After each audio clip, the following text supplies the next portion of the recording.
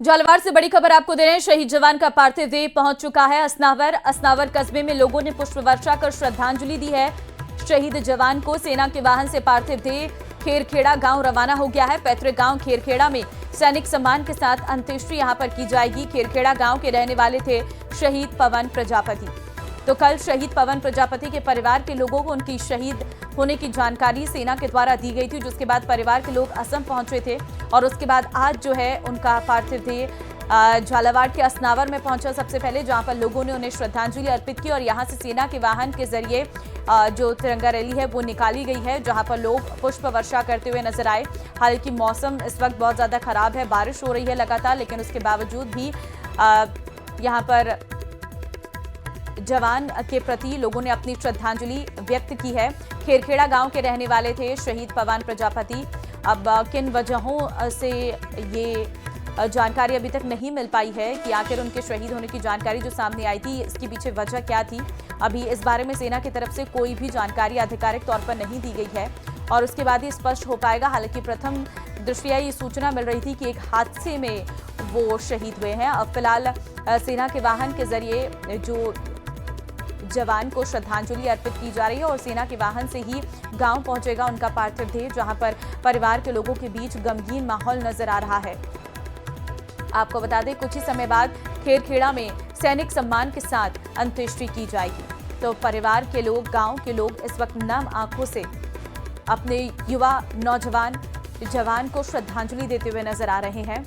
आपको बता दें कि असम में तैनात थे पवन और इस दौरान उनके शहीद होने की जानकारी कल परिवार के लोगों को मिली। जैसे ही उनके शहीद होने की जानकारी परिवार के लोगों को मिली, तुरंत परिवार के लोग असम के लिए रवाना हो गए थे और कल शाम को ही जयपुर उनका पार्थिव शरीर पहुंच चुका था और आज पूरे सैन्य सम्मान के साथ सेना के वाहन में अंतिम यात्रा निकाली जा रही है, जिसमें गांव के लोग सभी उन्हें श्रद्धांजलि व्यक्त कर रहे हैं, पुष्प वर्षा की जा रही है।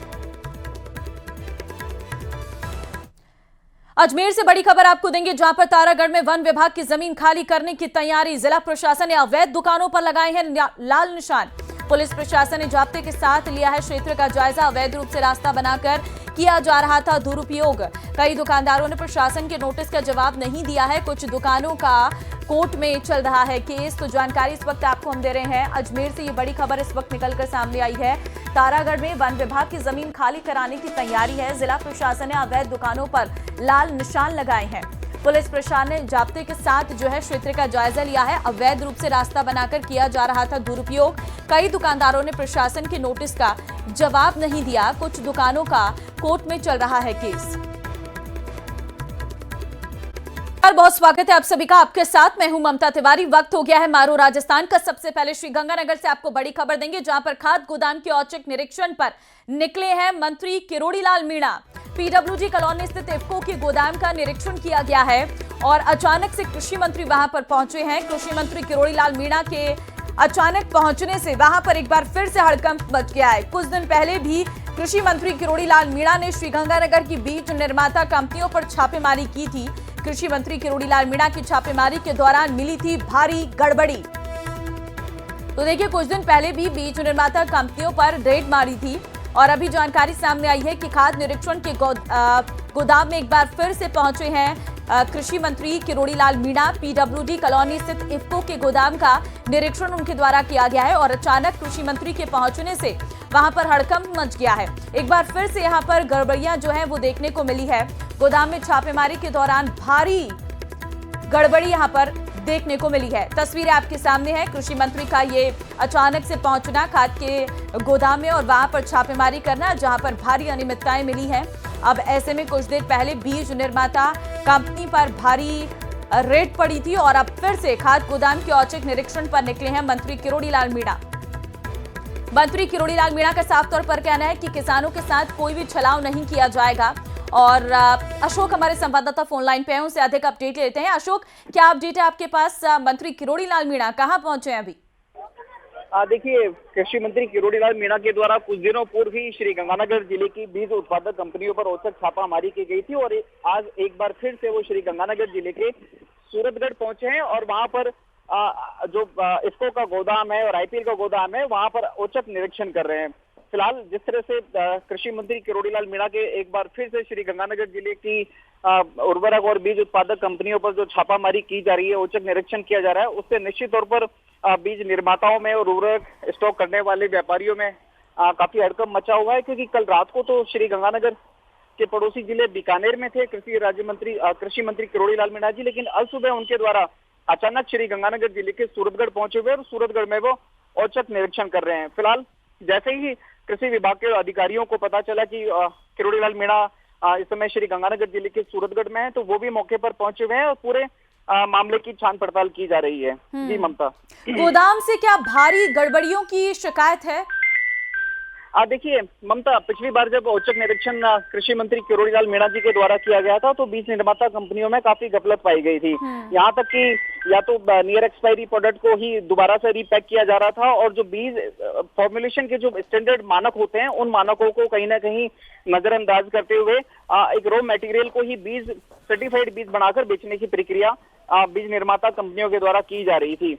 उसी का एक परिणाम निकला था कि श्री गंगानगर जिले की कई बीज निर्माता कंपनियों के साथ साथ जो खाद बीज विक्रेता हैं, उनके द्वारा भी स्ट्राइक की गई थी। उसके बाद में ऐसा लगने लगा कि ये मामला कहीं न कहीं थम सा गया है, लेकिन एक बार फिर से कृषि मंत्री किरोड़ीलाल मीणा के द्वारा कल बीकानेर में और बीकानेर के बाद अल सुबह श्री गंगानगर की सूरतगढ़ में जो छापामारी की कार्रवाई की जा रही है, उससे निश्चित तौर पर हड़कंप मचा हुआ है। साथ ही साथ में कृषि मंत्री किरोड़ीलाल मीणा के साथ साथ जो अन्य कृषि विभाग के अधिकारी हैं, वो अधिकारी भी मौके पर जो गोदाम का निरीक्षण कर रहे हैं, उस गोदाम का फिजिकली वेरीफाई कर रहे हैं, और साथ ही साथ जो प्रक्रिया अपनाई जानी चाहिए खाद बीज को भंडारण में, उसके फॉर्मुलेशन में, उसकी प्रोसेसिंग में, उसका भी बारीकी से अवलोकन कर रहे हैं। जी ठीक है, लेकिन अशोक, आपसे ये भी जानना चाहेंगे कितने समय से यहाँ पर ये गोदाम बने हुए हैं? क्या इससे पहले भी कभी इस तरीके की कार्रवाई इन पर की गई है? देखिए, ये बीज निर्माता और उर्वरकों के जो गोदाम है, ये तो काफी सालों पुराने गोदाम है, लेकिन निश्चित तौर पर ये पहली बार ही ऐसा देखने में आ रहा है कि जब प्रदेश के कृषि मंत्री के द्वारा इस तरह से औचक निरीक्षण किया जा रहा है, और औचक निरीक्षण करने के दौरान जो खामियां हैं, जो गड़बड़ियां हैं, उनको उजागर किया जा रहा है। ये कार्रवाई संभवतः पहली बार ही ऐसा देखने को मिल रही है, न केवल श्री गंगानगर में, बल्कि हमने कल रात को देखा बीकानेर में, और उससे पहले हमने अजमेर में, जयपुर में, ब्यावर में, दौसा में, अलग अलग जगह हमने देखा है कि कृषि मंत्री किरोड़ीलाल मीणा अलग अलग जगह छापामारी कर रहे हैं, और इस छापामारी के दौरान ही जो किसान संगठन है या फिर जो किसान प्रतिनिधि हैं, वो ही उनको इनपुट्स अवेलेबल करा रहे हैं, ताकि क्षेत्र के अंदर या यूं कहें कि पूरे प्रदेश में जिस तरह से नकली खाद, नकली बीज का जो व्यापार पनप रहा है, इस अवैध काले धंधे पर लगाम कसने की कवायद कृषि मंत्री किरोड़ीलाल मीणा के द्वारा की जा रही है। अब सबसे खास बात ममता ये होगी कि इस कवायद का कितना असर हो पाता है। क्या वाकई जिन्होंने प्रशासनिक इंतजामों की बात करें कि जो प्रशासनिक अधिकारी लापरवाह रहे हैं, जिनकी नेग्लिजेंसी रही, क्या उनको उनके किए की सजा मिल भी पाएगी या नहीं मिल पाएगी, ये तो भविष्य के घर में है। लेकिन फिलहाल कृषि मंत्री किरोड़ीलाल मीणा के द्वारा जिस तरह से ये पूरा एक सर्जिकल स्ट्राइक चला जा रहा है नकली खाद, नकली बीज को लेकर, उससे निश्चित तौर पर जो नकली बीज या नकली उर्वरक बनाने के धंधे में लिप्त हैं, उनमें तो हड़कंप मचा हुआ है। जी ठीक है, बहुत धन्यवाद अशोक आपका तमाम जानकारी देने के लिए।